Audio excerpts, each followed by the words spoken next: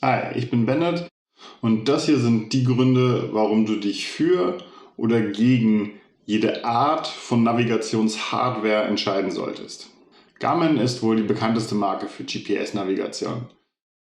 3 Dekaden an Erfahrung mit GPS-Equipment, man bekommt hier immer noch High-End-Qualität. Große Auswahl an Endgeräten und Top-Kartenqualität, gerade wenn man sich am anderen Ende der Welt befindet, sorgen dafür, dass man kaum um Garmin drumherum kommt, wenn man sich wirklich auf Abenteuerreise begeben will.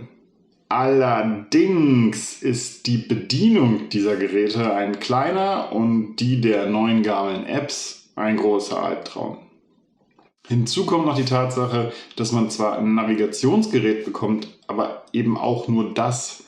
Es sieht zwar aus wie ein Tablet, aber benutzen kann man es eben nur für die eine große Tour im Jahr. Auf dem zweiten Platz meiner Liste an überteuertem Motorrad-Equipment stehen Offroad-Tablets. Anders als ihr Garmin-Großvater bieten diese Geräte auch die Möglichkeit, neben der mitgelieferten Navigation generell Apps auf Android-Basis zu benutzen.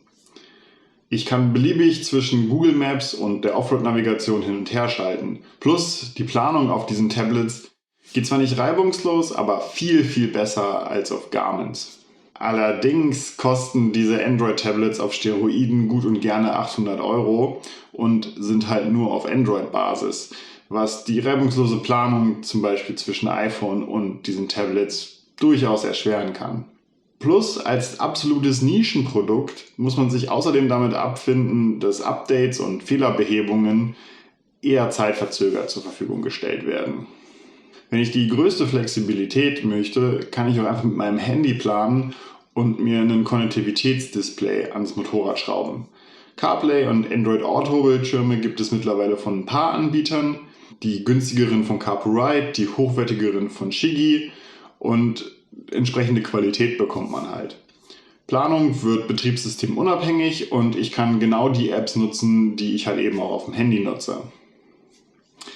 Allerdings sind diese Bildschirme streng genommen keine richtige Hardware. Sie spiegeln lediglich das Handy wider. Große GPS-Antennen, LTE-Module oder ähnliches sucht man da vergebens. Der Spiegel funktioniert genauso zuverlässig wie mein Handy. Mit der Einschränkung eben, dass es eben nur ein Spiegel ist. Viele Features der Apps sind auf CarPlay und Android Auto gar nicht möglich, schlichtweg, weil die Hersteller dieser Systeme diese Funktionalität nicht vorsehen. Und dazu kommt noch, dass das, was überhaupt möglich ist, erstmal von den App-Anbietern auch möglich gemacht werden muss. Das führt in der Motorradnische oft dazu, dass ich eine relativ eingeschränkte Anzeige habe und für die meisten Funktionen doch immer wieder das Handy aus der Tasche nehmen muss. Die Sonderform des Beeline-Motors ist nebenbei gesprochen auch nur ein Konnektivitätsdisplay, der die Spiegelung genau einer App erlaubt. Für Designpuristen sicherlich schön, um zum nächsten Café zu fahren. Gleiche Flexibilität ohne größere Kosten bekomme ich nur, wenn ich mein Handy direkt als Endgerät benutze. Je nach Modell habe ich dann bessere oder schlechtere Hardware und den vollen Funktionsumfang aller Apps. Und das fast ohne zusätzliche Kosten. Allerdings ist das natürlich ein Risiko. Das Gerät ist ständig Sonne und Witterung ausgesetzt und Vibrationen schädigen empfindliche Kamerahardware. Plus, ich muss mir in der Regel ein Case kaufen, das mir im Alltag nicht wirklich taugt. Garmin kann man sich gut für den Trip in die Sahara zulegen. Motorrad-Tablets sind gut für Trails und Rallye-Strecken. CarPlay und Android Auto funktionieren am besten mit Google Maps und Apple Maps für den Alltag. Und das eigene Smartphone bietet die meiste Funktionalität für das geringste Geld. Stück für Stück haben wir in dieser Liste jetzt Kosten reduziert und Funktionalität hinzugefügt. Und die beste Lösung ist die günstigste?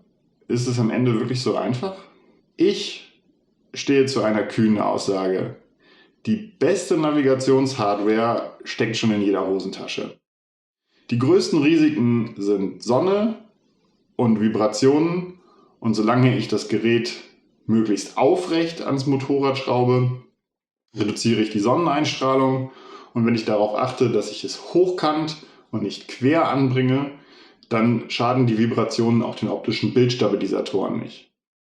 Die werden meistens für Queraufnahmen verbaut und ruckeln sich so eben kaputt und so eben weniger. Ich benutze dieses iPhone seit 5 Jahren und über 50.000 Kilometern genau so an meiner Africa Twin und habe damit noch nie Probleme gehabt. Ciao.